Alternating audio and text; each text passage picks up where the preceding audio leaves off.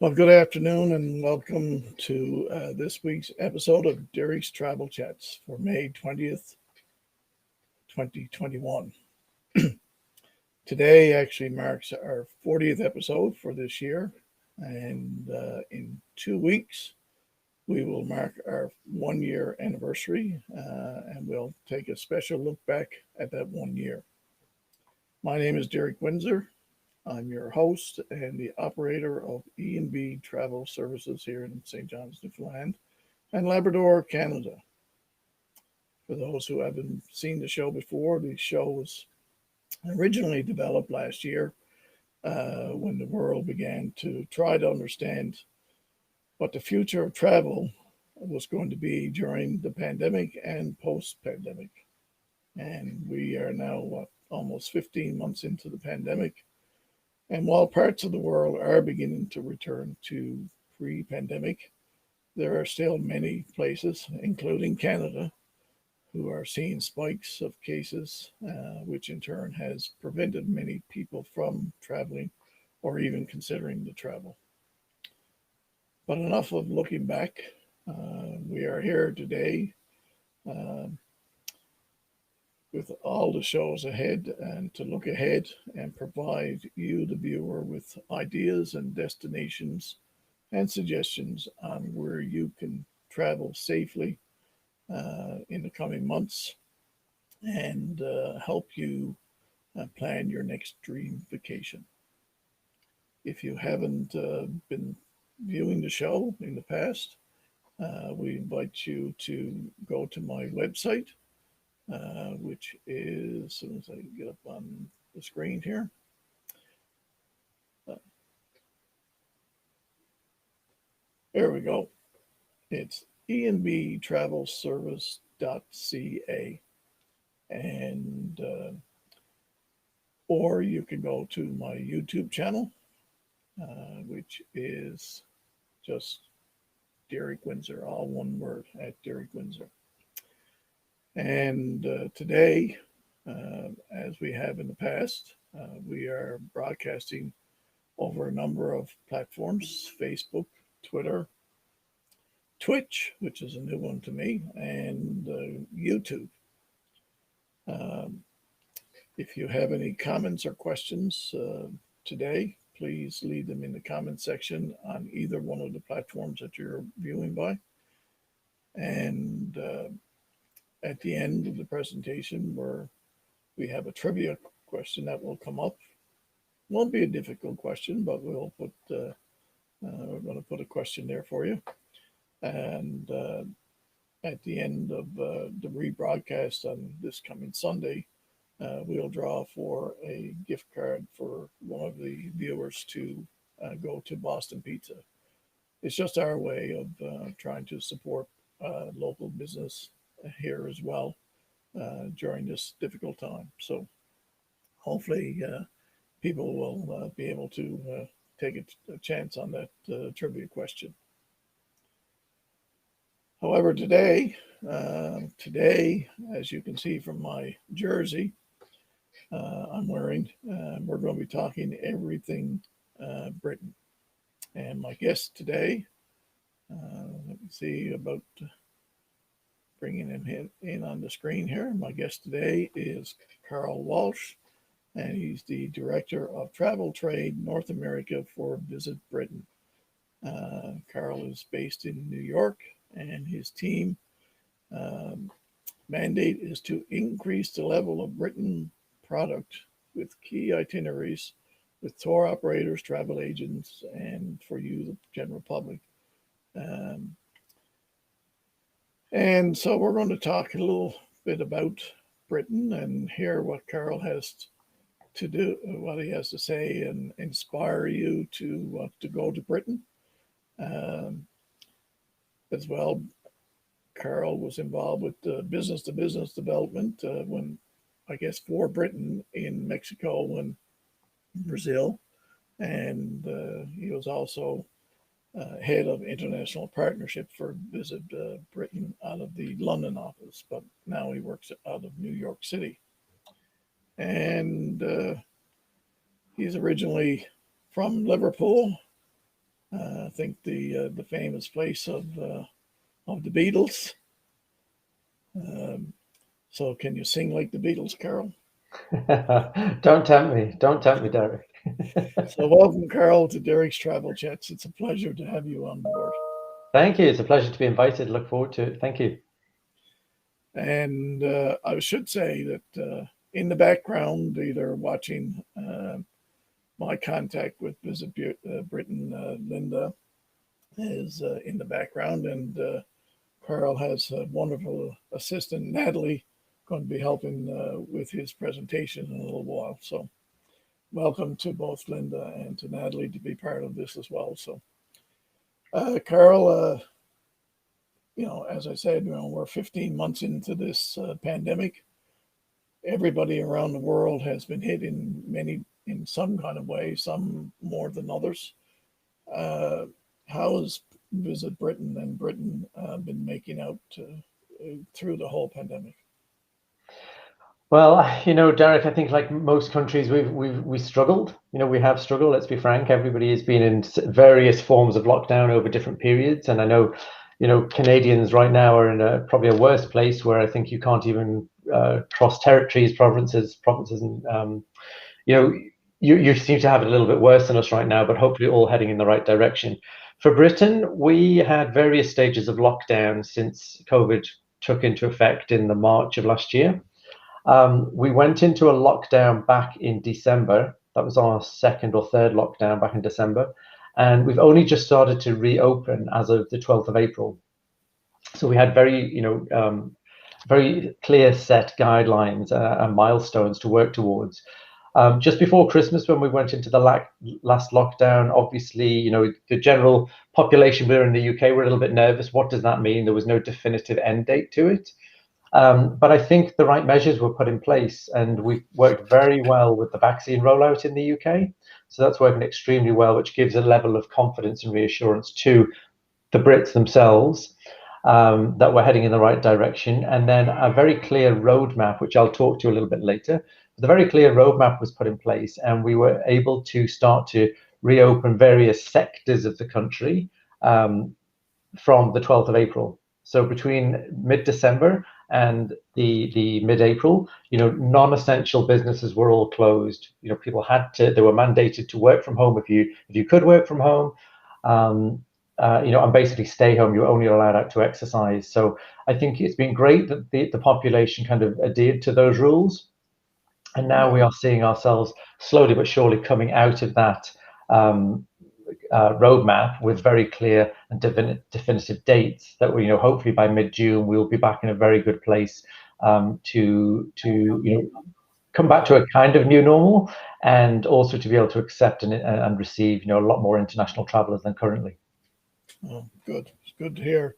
Yeah, I know it's it's difficult especially here in Canada. I mean, I'm on the East Coast, and you got Central Canada and Ontario and other provinces where it's really spiking. I mean, we had our own spike there back in February, and you just don't know. And I know talking to customers and clients, just for them trying to figure out about travel and when to travel and when not to travel, what's going to be needed when you travel, all of those things.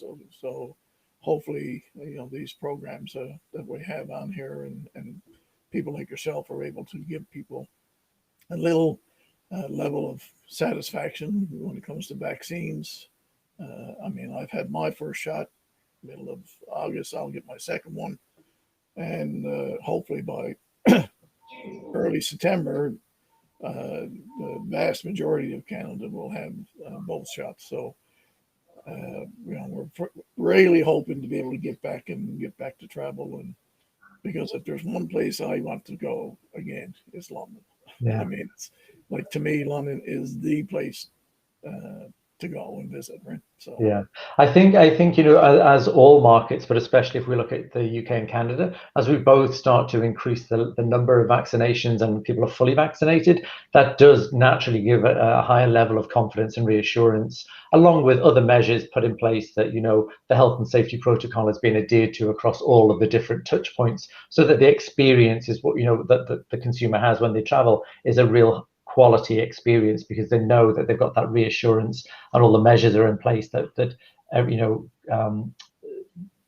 everything is being adhered to, which is what we need to hear.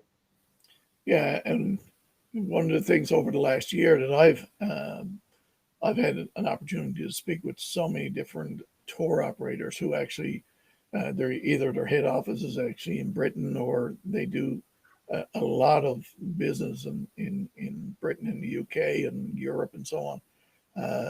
So to be able to see what they're doing on their level when it comes to protocols and keeping people safe and so on, hopefully, again, with that vaccine and knowing all of that's in place, will encourage people to get back out to travel. So 100%. And I think what's worth noting as well is, in many markets, many countries around the world, we're hearing about different variants. And you may have heard about the new Indian variant in the UK.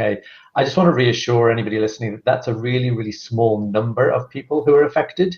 We had a very good conversation yesterday with one of our leaders in our industry who said, naturally you're reading in the media that there is a new strain of the COVID variant. However, the numbers affected are so minimal that basically they are able to roll out the vaccine quicker than the variant can take off. So we've got very good health service in place. We've got very good measures in place, and they've actually brought forward the time between the two vaccinations. So now, we should see by the summer that the majority of the UK population are vaccinated. excellent. So enough about COVID in that way. But we're here to let you tell us all about Britain and why we should be going and visiting Britain and what it's all about and what's there to inspire people to vacation in Britain. So I'm going to we'll get your presentation on side here as well now. And there we go.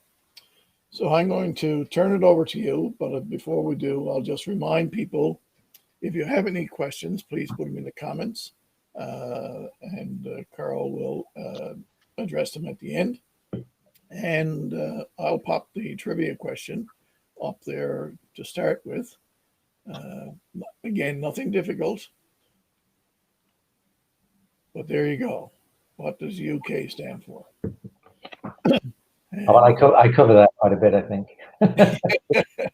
And so, yeah, just pop your answer in. And again, after we rebroadcast the show on Sunday, we will select one lucky viewer to receive a gift card to go out and have dinner at Boston Pizza.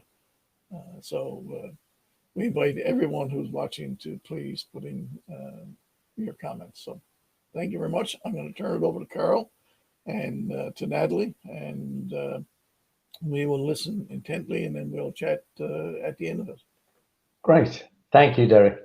So as much as we did just touch on COVID, I do have just a couple of points that I do want to make, just to really try and give confidence and reassurance about the status of COVID in the UK and how we're dealing with it. So, Great Britain, first of all, comprising of England, Scotland and Wales, they have each outlined their own individual roadmaps out of lockdown, taking a phased approach to end COVID restrictions and reopen non-essential retail and the rest of the visitor economy. So the UK, the United Kingdom, the UK government's priority remains to protect the people and the vaccine rollout from international coronavirus variants of concern. So really, the government is taking it very, very seriously, hence the lockdown from December until April, and then the phased rollout since then. We really do need to protect our own people and then be able to protect visitors as they arrive. So the current status in the UK, earlier this week on Monday, May 17th, England, Scotland and Wales implemented the new rules for international travel in line with the UK government's task force recommendations. So again, because of the importance of COVID, we created a government task force with various representatives covering airlines, hotels, top government officials, everybody who had to have an input into how can we recover and how can we guarantee that any future visitors are going to feel safe. So the new travel rules followed a risk-based traffic light system. So I'm going to try and make this very clear and simple for you. Think of traffic lights, green, amber, red, in which the COVID-related travel requirements, such as testing or self-isolating, they apply differently to certain countries according to their inclusion on the green, amber, or red travel list. So in summary, for countries on the green list, there will be no quarantine requirement, but visitors will need to take a pre-departure test before departing their home of origin, and then they will need to test again upon arrival in the UK, but there is no quarantine in place.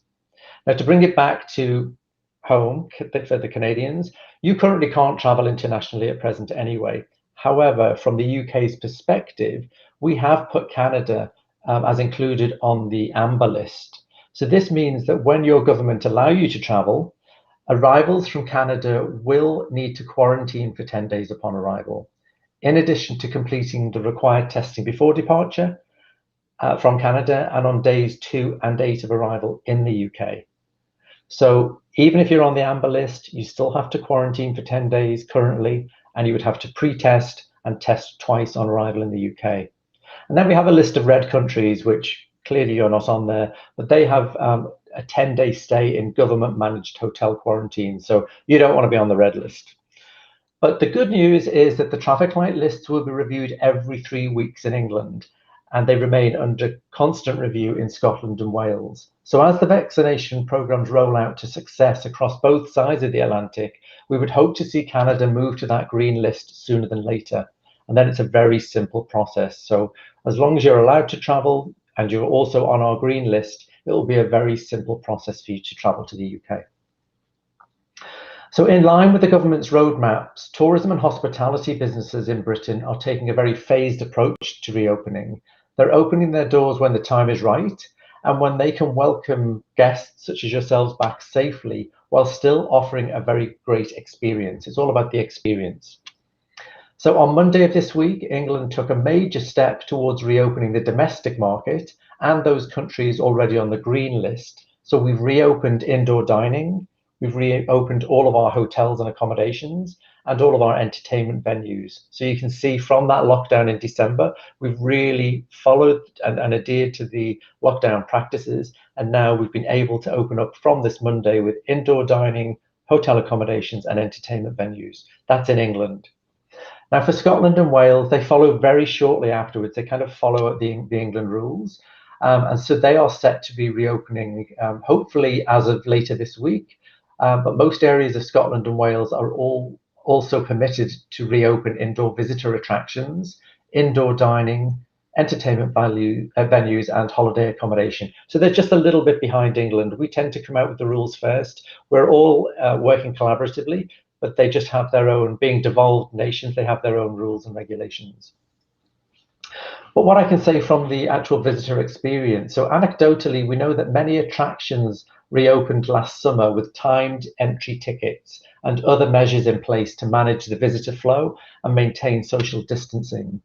So some attractions may keep these measures in place this year, we just don't know as yet, or they may continue to require advanced booking. So it's definitely worth planning your trip carefully to ensure you get the best experience possible when you can travel. So it's very much about a dream now, travel later. Hopefully, if the UK is on your bucket list, just make sure that you're doing as much research and planning as possible so that when you can travel, pre-book your tickets.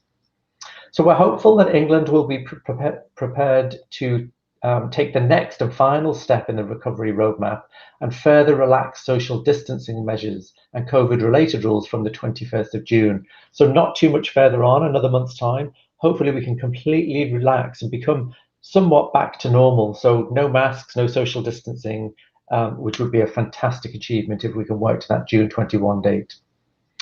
But for anyone keen to know more about that, we have our UK government's website, which is very simply gov.uk, and you have all of the rules and requirements on there for England, Scotland, Wales, and Northern Ireland. And as I say, sadly, each of the nations have their own rules, but if you follow the England rules, the other nations tend to follow suit. So moving on, just to give you a little bit of reassurance, and I'll come to the end of the COVID content, and then we can talk more about the fun stuff about being in the country. But moving on to our industry standard mark and public information campaign. So this is to give you reassurance.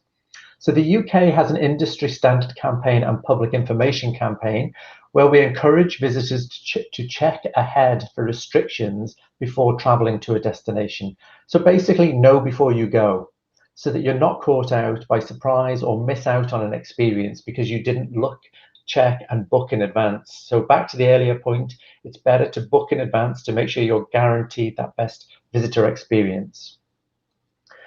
So we also know that there is a need to build confidence in international travel. Our research in Canada shows that protocols on hygiene and safety in place at the destination are among the reassurances that Canadian travellers, they need to boost their confidence in taking a trip overseas, alongside money back guarantees in the case of, unfortunate case of cancellations.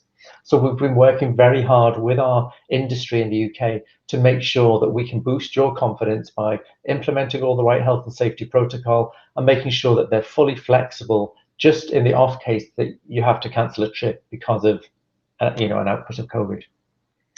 So we also have a We're Good to Go industry standard. Now, this is a key initiative to support the domestic and future international travellers to book a future break in the UK with confidence, reassuring you that tourism businesses are following official guidelines to welcome you back safely. We've also recently announced that the UK businesses are now automatically issued the internationally recognised Safe Travel Stamp from the World Travel and Tourism Council. So it really just brings it together for an added piece of confidence and safety. So the Safe Travel Stamp recognises destinations around the world which have adopted standardised health and hygiene protocols. So when visitors to Britain see businesses marked with the We're Good to Go logo, you can travel with an extra layer of confidence that our industry is reopening not only in line with the UK government's guidance, but in line with the international standard of safety by the World Travel and Tourism Council. So moving on, now to the fun bits. So as an Englishman who lived in London for a number of years, I feel this quote by English author Samuel Johnson is quite true. So let's take a little look into what London and Britain have to offer.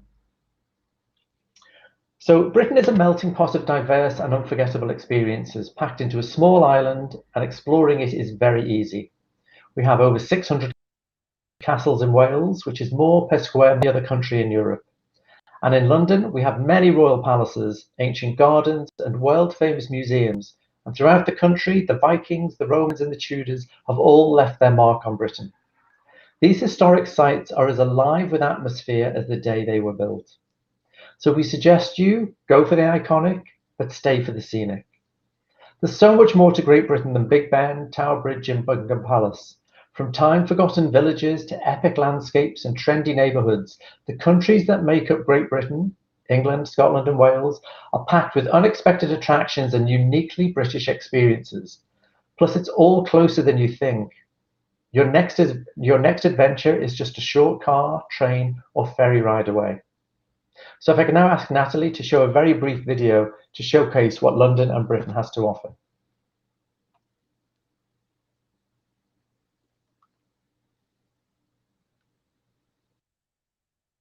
And the beauty span nations forged by centuries. Experience an icon, timeless, evolving. A place of endless possibilities. Find your Great Britain.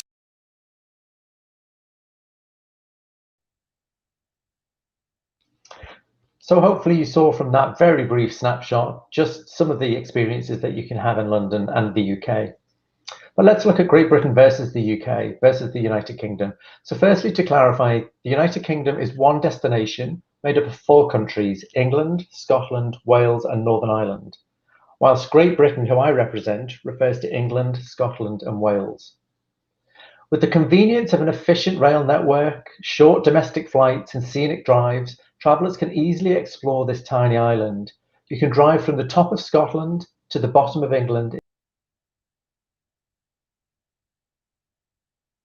in just 14.5 hours. Compare that to Europe to bottom.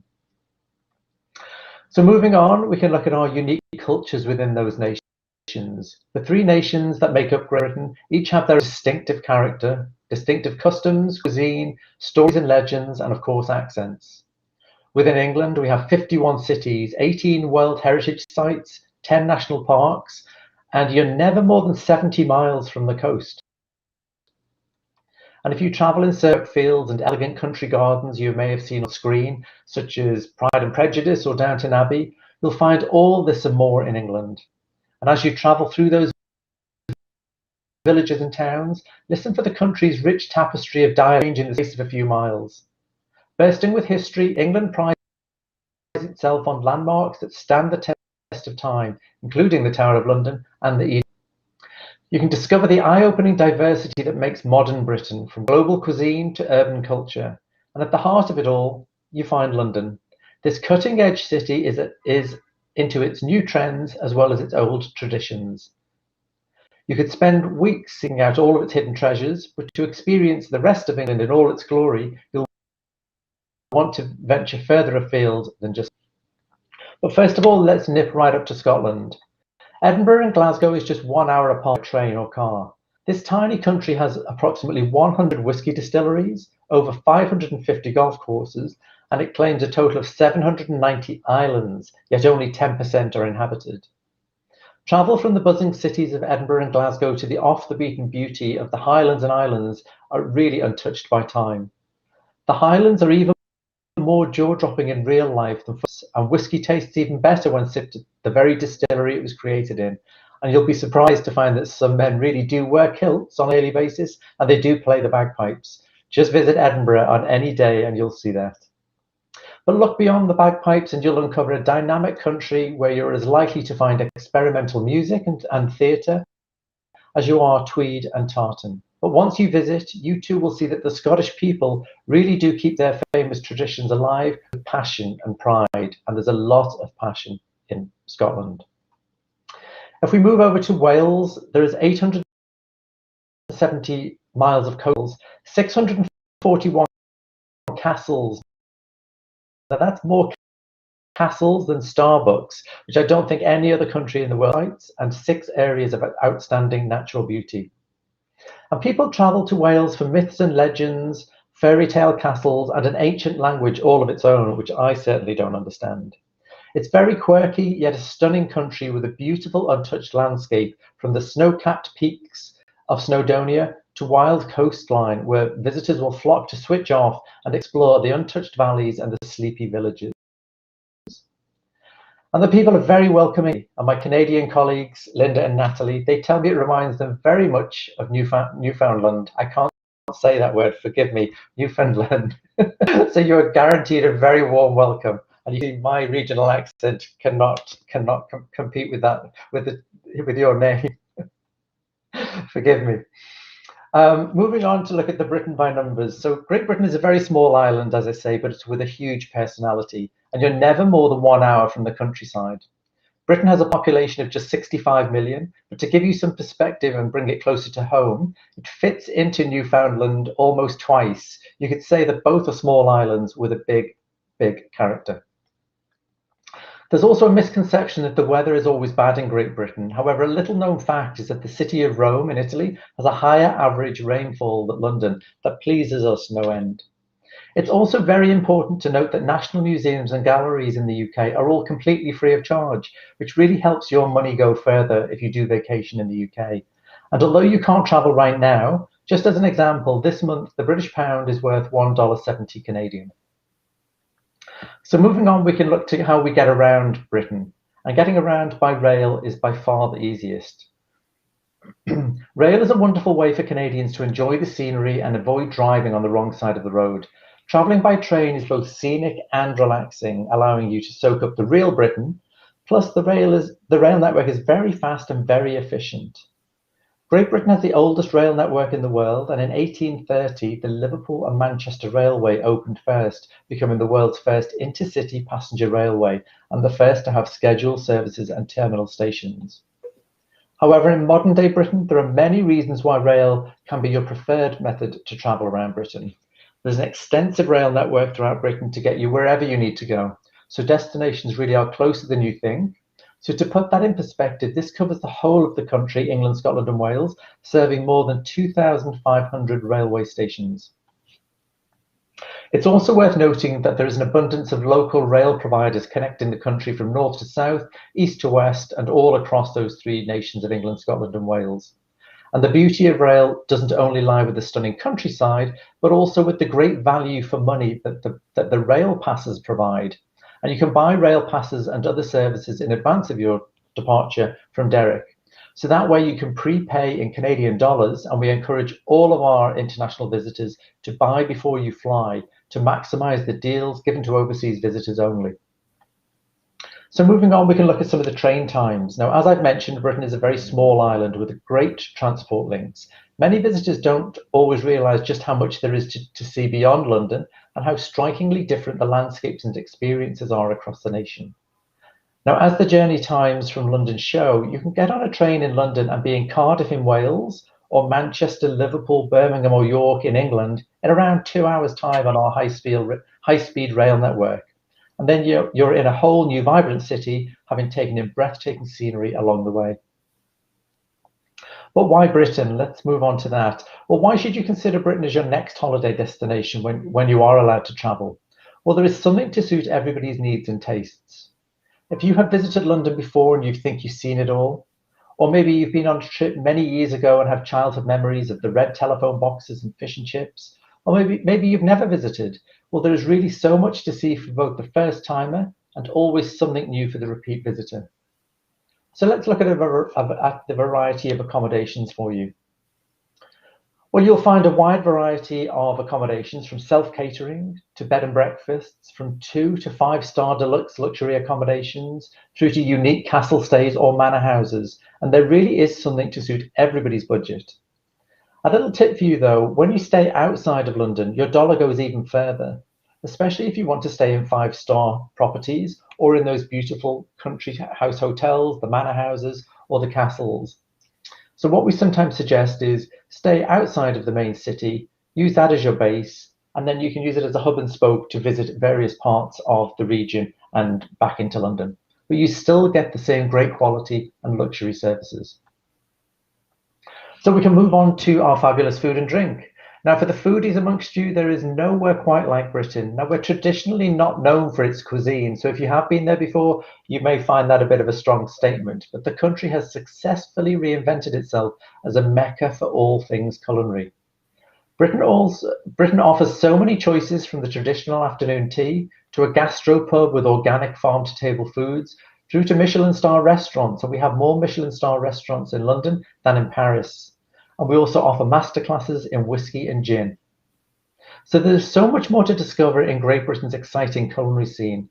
Delving into the destination's gastronomy reveals new layers of flavours, age-old traditions and culinary innovation that will easily wow your palate, all while providing an enriching portrait of British people and places.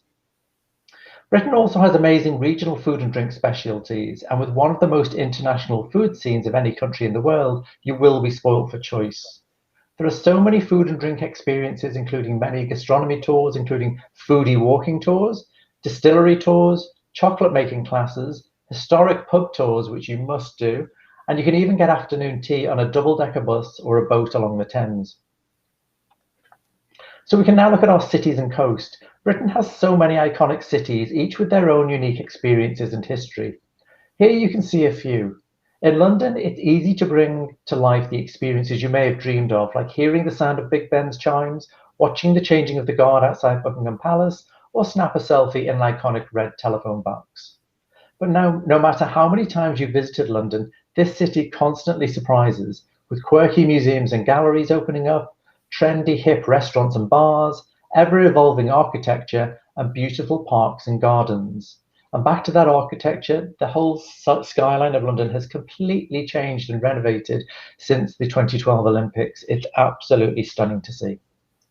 So London is the gateway to Britain, and it's naturally a must-see, especially for the first-time visitor. And although somewhat biased, there's truly nowhere in the world quite like it. But if we move up to Scotland, the Scottish capital, Edinburgh, is one of Europe's most beautiful and historic cities. The city is comprised of the Old Town and the New Town, and is just one of our UNESCO World Heritage Sites. The Royal Mile is home to the magnificent Edinburgh Castle at one end and the Palace of Holyrood at the other, with the Palace of Holyrood being the Queen's official residence in Scotland. And as I'm sure you may be aware, Edinburgh is also the leading festival city in the world. And in August, the city is taken over with a crazy, crazy amount of international visitors, all there to experience this leading festival. And if we move over to Wales, so from London to Cardiff, it's just 2 hours. And the young and creative capital city, Cardiff, is a hub of sporting events and Welsh culture. Cardiff is a compact, friendly city. You can discover pop-up dining, intimate music gigs, and global sporting events, yet it's also filled with national museums, a spectacular castle, and actually a sports stadium right in the heart of the city, a few minutes walk from the main Cardiff train station. And then back in England, if we move to the north of England, we have York. This city is a place of extraordinary cultural and historical wealth, and this beautifully preserved medieval city is a must-visit for history buffs. It's like stepping back into the Middle Ages with its overhanging timber-framed houses and traditional shop fronts of the Shambles, which makes it one of the UK's most historic and picturesque streets. But also in the north of England, back to my birthplace, Liverpool. The city is a must-see for any music lover and especially the Beatles fans. It's impossible not to fall in love with Liverpool with its charming local humour, world-famous music scene, and amazing shopping. Liverpool is the perfect blend of old and new. This stylish city is the birthplace of the Beatles' music, it's home to Liverpool Football Club, and it has the most amazing architecture and history, with that architecture mainly being focused along the beautiful River Mersey. It really does make for an unforgettable city break, and if you're in London, it's just 2 hours by rail, so it's an easy short break from London. Moving down, we can down through England, we can go to the southwest of England, to St Ives in Cornwall. This is one of the UK's favourite summer domestic destinations. Holidaymakers flock to Cornwall for its sandy beaches and surf-ready waves, but look beyond the coastline and you'll be rewarded with world-class galleries, fantastic food, and many one-of-a-kind attractions. This region provides views of deep wooded valleys as well as sparkling blue sea, combined with a varied and ever-changing landscape. It has historic market towns, fishing villages, and river hamlets. From London, it's a 1 hour flight, or about 4 hours and 20 minutes by train, or you can even take an overnight sleeper to really maximize your days. But that's just a snapshot for you, but please don't forget, there's so many more iconic cities like Manchester, Bath, Bristol, Canterbury, Cambridge, and Oxford, to name just a few other cities in England. But if we move on to the countries and outdoors, just a short distance outside of all of our cities is the beautiful quintessential British countryside. Great Britain has a wildly diverse landscape, from the snow-capped peaks and tumbling waterfalls of Snowdonia National Park in Wales, to the sparkling lochs and pristine Scottish Isles, as well as the rolling green hills and evergreen forests of the English countryside. Our awe-inspiring landscapes are as varied as they are breathtaking. Britain is crisscrossed with incredible canals and waterways that meander through stunning countryside, quaint towns, and villages. We boast 15 national parks with a variety of experiences available, including many opportunities for outdoor tours like walking or hiking and cycling. There is over 12,000 kilometres of coastline in Britain, and England alone boasts the longest managed coastal path in the world. So for you avid walkers out there, you can walk the whole nation. But Britain is full of arts and culture as well. So if we move on, when it comes to arts and culture, Britain can't be beaten. From royal palaces to the Beatles, Jane Austen to Monty Python, Britain's cultural scene guarantees an endless variety of experiences to suit your needs. Naturally, no trip to Great Britain is complete without being swept up in the royal spirit.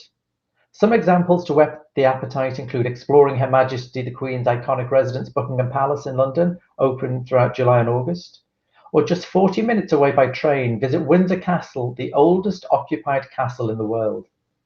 You can watch the Royal Edinburgh Military Tattoo in Scotland, breach Henry VIII's domain at Hampton Court, or discover Kensington Palace, the home of the Duke and Duchess of Cambridge. There are royal connections at touchpoints all across Britain and the United Kingdom. But no trip to London is complete without trying our world-renowned theatre in the West End of London, home to larger-than-life productions, including your very own Come From Away. You could also step back in time, visiting Shakespeare's Globe Theatre, and be inspired by expert storytellers. Nationwide, we have cutting-edge exhibitions at world-class museums, galleries, and exhibitions, and you will recall I said access to all of those are free of charge in Britain. If music is more of your scene, Great Britain hits the right note for music lovers of all kinds. Trace your steps back through British rock icons, go behind the scenes for a look at Britain's musical history at the Royal Albert Hall, or follow in John Lennon's footsteps at Liverpool's newest attraction, Strawberry Fields, which has opened its red gates to the public for the first time. But if literature is your thing, you can truly celebrate with classic tales from all ages, from Shakespeare to more modern-day J.K. Rowling. And then we look at film and television. Now, Britain is heavily featured in the movies and on TV. The big screen inspires people to travel, and we have named that set jetting or vacation on location. There are so many locations throughout England, Scotland, and Wales featured very heavily on screen. Probably the most popular locations come from the Harry Potter films, James Bond, and on TV from Downton Abbey, Outlander, The Crown, and of course Coronation Street. And as you can see here on the screen, this is a list of just some of the upcoming major films and TV series in 2021 and 2022. So if you can't make it to Great Britain this year, you can certainly dream now and travel later, but be inspired by the stunning scenery in these wonderful on-screen productions. And then we start to close with our major events and anniversaries in 2022. Hopefully by 2022, you can travel freely, and the calendar is jam-packed with exciting events throughout the year, such as our annual favourites of Wimbledon, Royal Ascot, and the hugely popular Chelsea Flower Show. Definitely buy before you fly. Very difficult to get tickets to some of these wonderful events, but you can definitely have access to them. But just dream now, travel later, but plan in advance. But aside from our annual favourites, we also have some upcoming noteworthy events in 2022, including Coventry, one of our cities. It's going to be the City of Culture from now until May 2022. Also in that year, it's Queen Elizabeth's Platinum Jubilee, a huge celebration of her 70th year on the throne, with events taking place from June 2nd to June 5th next year. And Birmingham, our city right in the heart of England, it's just 90 minutes from London by train, is going to be host to the Commonwealth Games between July 28th and August the 8th next year. So maybe you want to visit to cheer on your local Canadian athletes. But we also can't forget it's the 75th anniversary of the world-renowned Edinburgh International Festival in August 2022. And if you have any interest in that, you definitely must book in advance. Accommodation is snapped up super quick, so you need to be booking now for next year. So moving on to conclude, well, in conclusion, there is certainly a lot to look forward to when you can travel again, including big anniversaries, global sporting events, old favourites, and it's a big year for film and television. It's all this and more that makes Britain a wonderful destination, and we very much look forward to welcoming you and your friends and families to visit our wonderful nation as soon as time permits. It's been my pleasure to talk to you today, so thank you for joining. And in closing, for further UK destination inspiration, I've included on this slide some social media channels here, but I know Derek is also very happy to answer any questions and help turn your holiday dreams into holiday reality, and hopefully that's sooner than later. Thank you for listening, and Derek, thank you for the opportunity. Well, thank you very much, Carl. Just amazing to hear so much about Great Britain, and I didn't realize that the UK and Great Britain were distinctly as separated as you pointed out at the beginning. So every day is a learning day when you're doing these kinds of things. So that was something I did not realize. I thought everything was, the UK was everything, you know. See, the beauty of that, Derek, is that the more we can educate people, the more they realize that we're a small nation built up of 4 countries total. Whether you see 1, 2, 3, or 4, it's all available within one vacation. Sure, yeah. And you know, I've done a lot of work with a number of tour companies and so on that deal with the UK, Great Britain, and some, like I said earlier, their head offices are there. have some wonderful, wonderful tours to, and already in place. And talking with them, as you said, you need to plan ahead. You need to book ahead. Trying to get people into the tattoo in Edinburgh, because it's been postponed now, like it was last year.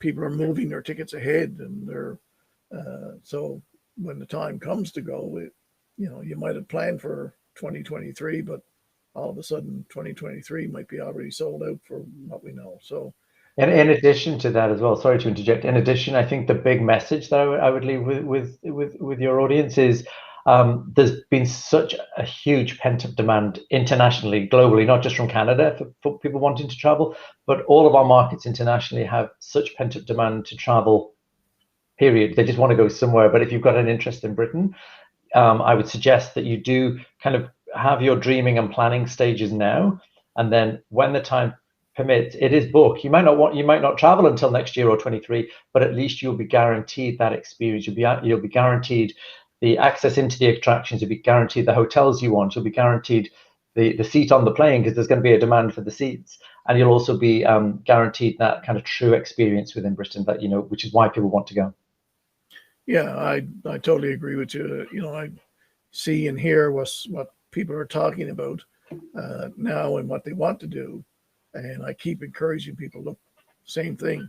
You need to guarantee your spot, because there's such a pent up demand.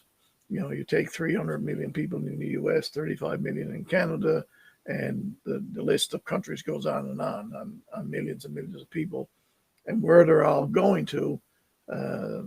There's certain destinations like Britain that are a magnet to people's become a destination. So, and if you want to be part of these special events that are going to take place in 2022, you really need to kind of sit down and say, if everything is good, I want to get my name on that list first. So, yeah. So thank you very much, Carl. There was a couple of little comments there, but no particular questions. A couple of things on the trivia question coming into me, but hopefully I didn't offend with my pronunciation. I've been practicing it and I got it wrong.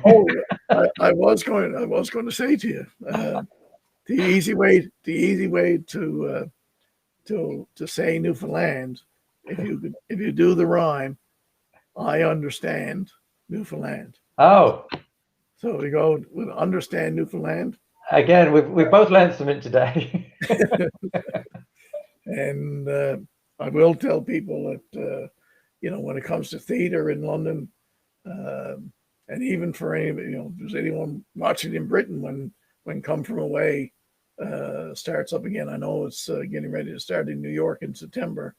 I encourage you to go see Come From Away. It's just, I saw it in London. It's just an absolutely beautiful show and beautiful story. So, and I've seen a couple of other theater things in London as well. But there's so much to do in London. I encourage people to book now and not be disappointed when they say, well, I like to go, and all of a sudden you can't go because it's either too expensive because everything is booked up, or there's just no space. So thank you very much, Carl. It was a great presentation. Thank you. And for those who have been watching, here's our trivia question. Please put your answer in the comments. What does UK stand for? And hopefully we'll give away a nice meal at Boston Pizza for somebody after Sunday. So this being a long weekend here in Canada for Victoria Day, for Queen Victoria's birthday. That's a nice tie-in. That's a great tie-in. So I want to wish everyone a safe and enjoyable Victoria Day weekend. make sure that you do all the protocols, and as much as in different parts of Canada you want to get together, please keep your, the social distance, keep your bubbles, and the more we do that, the quicker we will be out of this pandemic, and we need to really understand that. So again, thank you again, Carl, for being part of the show. Thank you. And episode number 40. So a little bit of a milestone there. So thanks for the opportunity again. And if your listeners are going to Britain, have an absolutely wonderful time. I'm sure you will.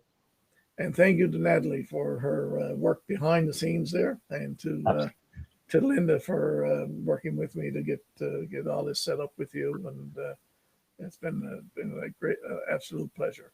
Thank you. Pleasure for me as well. So have a great long weekend, everybody, and thank you. All right, take care. Thanks. Bye-bye. So, ladies and gentlemen, that's another show for today. Thank you very much for viewing. Next week, we will be having a guest from Malaysia Tourism. So come listen to Sandra and hear all about the Malaysia and the Asian country. And we look forward to seeing you again next week. Take care. Have a great long weekend.